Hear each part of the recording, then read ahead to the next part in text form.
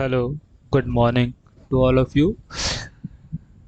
ये ई टैप का हमारा पहला लेक्चर है जिसमें हम देखेंगे कि इसमें कितने टाइप की यूनिट सिस्टम होती हैं और हम ये देखेंगे कि हम कैसे न्यू ग्रिड क्रिएट करते हैं और फिर उसमें कैसे चेंजेस करते हैं।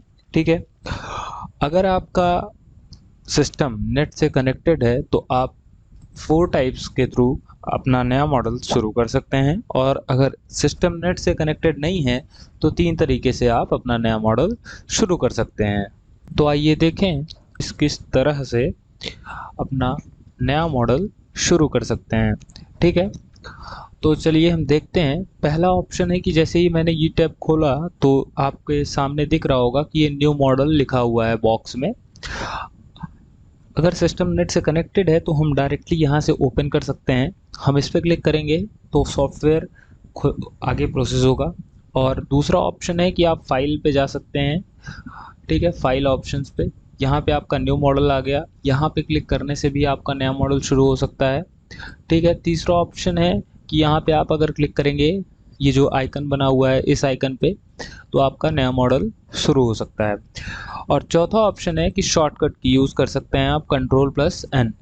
ठीक है, आपके कीबोर्ड में कंट्रोल की दी हुई है, कंट्रोल के साथ अगर आप N प्रेस करेंगे तो आपका नया मॉडल शुरू हो जाएगा। मैं ज़्यादा प्रेफर करता हूँ, मेरा सिस्टम नेट से कनेक्ट है तो मैं यहाँ से चूज़ करता हूँ। ठीक है। तो अब हम फाइल नया प्रोजेक्ट अपना चूज़ कर रहे हैं। आपके सामने स्क्रीन पे देखा आपने कि सॉफ्टवेयर ने अपना पहला क्वेश्चन किया कि हम कौन सा यूनिट सिस्टम यूज़ करें। जैसे ही हमने अपना नया मॉडल चूज़ किया तो वैसे ही सॉफ्टवेयर का अपना पहला क्वेश्चन आया कि हम 3 टाइप से अपना यूनिट सिस्टम चूज़ कर सकते हैं। कि जैसे ही हमने न्यू मॉडल पे क्लिक किया तो सबसे पहला क्वेश्चन है सॉफ्टवेयर का कि यहाँ पे 3 टाइप हैं यूनिट सिस्टम के, और उन तीनों टाइप में से आपको कौन सा यूनिट सिस्टम चूज़ करना है अपना प्रोजेक्ट क्रिएट करने में, ग्रिड्स क्रिएट करने में। अब ये 3 टाइप्स क्या हैं हम उसको डिफाइन कर देते हैं। There are 3 types of unit system. जो पहला यूनिट सिस्टम है हमारा वो डिफ़ॉल्ट है, जो कि पहले से ही डिफ़ॉल्ट सेटिंग के थ्रू सेट है। और दूसरा यूनिट सिस्टम है कि using setting from a model file, मतलब कि अगर आप किसी भी कंपनीज़ के साथ इंटर्नशिप कर रहे हैं या बड़े प्रोजेक्ट पे काम कर रहे हैं, किसी कंपनीज़ में आप एम्प्लॉई हैं या आपका खुद इंटर्नशिप हायर किए गए हैं, तो वो अपना ऑफ़र करते हैं कि हमारे पास ये डायमेंशंस है, हमारे पास ये प्रोजेक्ट है, आपको इसी डायमेंशंस पे वर्क करना है। तो इसके लिए आपको पहले से ही मॉडल के डायमेंशंस होने चाहिए, वो डायरेक्टली सेट हो जाएंगे। तीसरा यूनिट सिस्टम है user build. User by user मतलब कि हमारे द्वारा मैं अपने से कौन सी यूनिट सिस्टम, मतलब क्या यूनिट्स, उसकी क्या वैल्यूज़ डायमेंशंस चूज़ कर रहा हूँ। तो यहाँ पे दिया है डिस्प्ले यूनिट्स। ठीक है। तो डिस्प्ले यूनिट्स में हम देख रहे हैं यहाँ पे 3 प्रकार की यूनिट दी हैं, US, metric SI and metric MKS.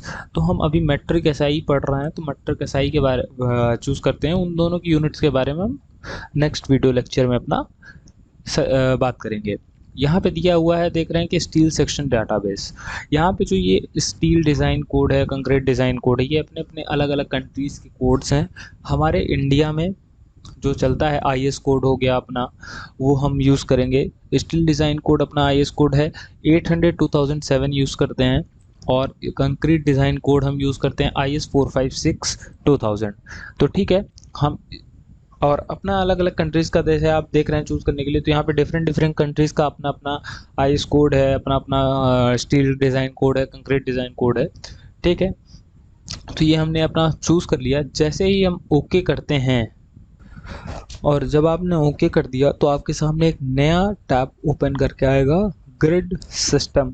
यानी आपको, और जो आप बनाना चाह रहे हैं उसके पहले आपको ग्रिड स्टार्ट करना है, ग्रिड क्रिएट करना है। जैसे कि हम शुरू में ही ग्रिड्स के बारे में बात करते चले आ रहे हैं। ग्रिड बनाने के लिए हमारे पास बहुत ढेर सारे ऑप्शंस हैं। मेनली हम 2 ऑप्शंस यूज़ करते हैं, uniform grid spacing and custom grid spacing. तो हमने बताया कि जैसे हम दो टाइप्स की ग्रिड सिस्टम यूज़ करेंगे, कस्टम ग्रिड स्पेसिंग और यूनिफॉर्म ग्रिड स्पेसिंग। तो हम बस इस वीडियो लेक्चर में हम बात करेंगे यूनिफॉर्म ग्रिड स्पेसिंग के बारे में। जैसे कि आप देख रहे हैं कि यहाँ पे लिखा हुआ है number of grid lines in X directions and Y directions. ठीक है, तो एक्स डायरेक्शंस में आपने कितनी लाइंस चूज़ की हैं, वाई डायरेक्शंस में आपने कितनी लाइनें चूज़ की हैं। मान लीजिए हमने चूज़ किया 5, आप अपने अकॉर्डिंग अपना प्रोजेक्ट के हिसाब से अपना ले सकते हैं, और मैंने वाई में चूज़ कर लिया 6। ठीक, उसके बाद हमारे पास है स्पेस ग्रिड इन एक्स डायरेक्शंस।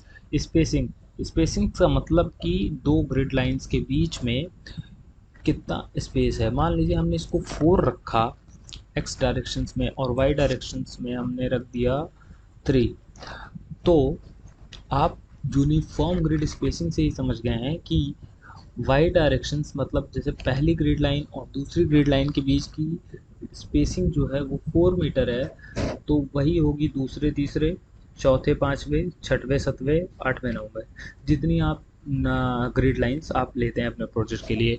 उसी तरह वाई में है कि वाई के बीच में आपने जैसे ग्रिड लाइन में आपने 3 की स्पेसिंग की है, तो पहली दूसरी के बीच में 3 रहेगा, दूसरी तीसरी के बीच में 3 रहेगा। ये हो गया आपका यूनिफॉर्म ग्रिड स्पेसिंग सिस्टम। अब आपने यहाँ पे डायमेंशंस नोट कर ली यूनिफॉर्म ग्रिड स्पेसिंग में। अब यहाँ पे ढेर सारे ऑप्शंस हैं स्ट्रक्चर्स के, तो हमको सिर्फ यूज़ करना है grid only. Grid only pay click करके अब हम यहाँ पे ग्रिड ओनली पे सेलेक्ट किए और ओके करें। ओके करने के बाद हमारे सामने हमारे सामने खुल के आ रहा है पूरा इंटरफेस ई टैब का। ठीक है, इस तरह आपके प्लान्स आपके ई टैब के सॉफ्टवेयर पे पूरा इंटरफेस आ गया। ये आपका 3D व्यू है और ये प्लान का टॉप व्यू है, मतलब कि जो ऑब्जेक्ट आप बना रहे हैं उस ऑब्जेक्ट का टॉप व्यू क्या है वो आपको यहाँ पे दिख रहा है। आपको लिखा हुआ है प्लान व्यू, और यहाँ पे आपका ये लिखा हुआ है 3D व्यू। तो आप देख सकते हैं कि आपका 3D व्यू लुक क्या है और इस ऑब्जेक्ट का टॉप व्यू क्या है।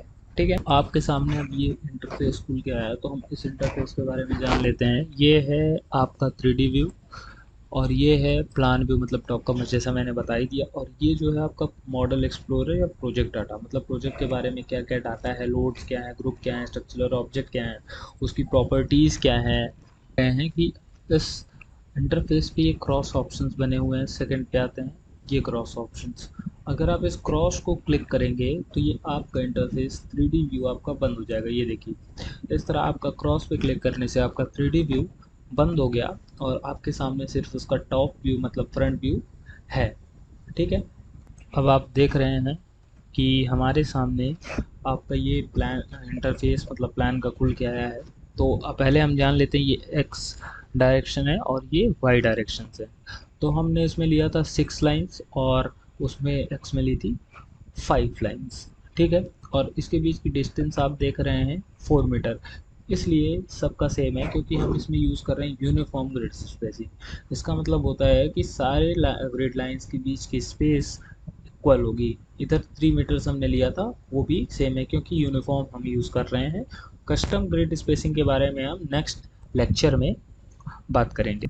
हम इस वीडियो में देख लिए हैं कि हमारी कितनी यूनिट सिस्टम होती हैं और कितने टाइप की ग्रिड स्पेसिंग होती हैं, डिफरेंट, बट हम मेनली दो यूज़ करते हैं, कस्टम और यूनिफॉर्म। आज हमने आपको बताया कि यूनिफॉर्म ग्रिड स्पेसिंग क्या होती है। ठीक है, अगले लेक्चर में हम कस्टम ग्रिड स्पेसिंग के बारे में बात करेंगे और हम आपको डिफरेंट टूल्स बताएंगे कि किससे हमने क्या करना है, कैसे हम लोड डिवाइड करेंगे, कैसे हम रूफ को ड्रॉ करेंगे, कैसे हम बीम्स कॉलम्स को ड्रॉ करेंगे, जॉइंट्स को कैसे वो करेंगे। ठीक है, बीम कैसी होगी, ये सब के बारे में हम अपना नेक्स्ट लेक्चर में बात करेंगे। Thank you.